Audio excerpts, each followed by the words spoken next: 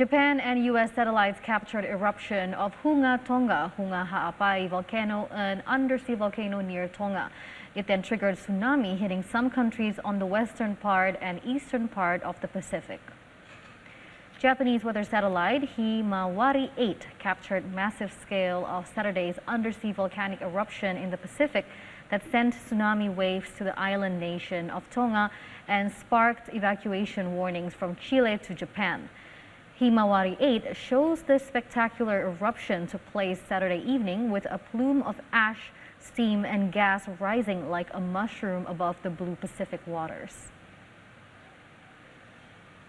Meanwhile, United States National Oceanic and Atmospheric Administration satellite GOES West satellite also captured Hunga Tonga Hunga Ha'apai eruption. Using infrared channels, it detected volcanic ash and sulfur dioxide gas spreading. Local officials also said that the eruption had a radius of 260 kilometers and sent ash, gas and others 20 kilometers into the air.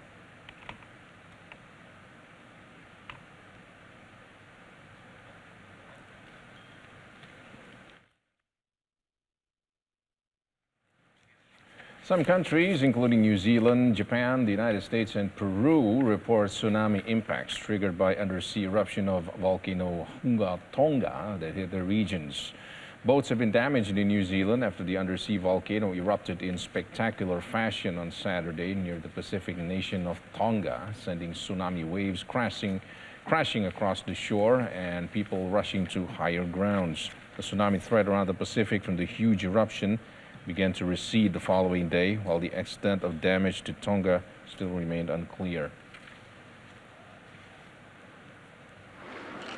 Meanwhile, in the waters of Japan's southwestern prefecture of Kochi, toppled or submerged boats drifted in a local port on Sunday following reports of tsunami waves as high as 80 centimeters.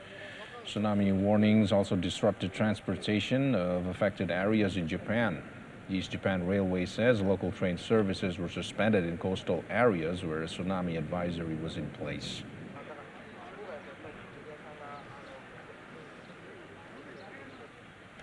Meanwhile, U.S. issued tsunami advisories and evacuations along the west coast where beaches closed and surges of water flooded harbors and low-lying coastal areas. The National Weather Service says the biggest tsunami threat to the west coast in more than a decade could produce up to a couple of feet of flooding at beaches and harbor areas in San Francisco, Berkeley, Santa Cruz, and other coastal areas during morning hours as the waves arrived with the rising tide throughout the day.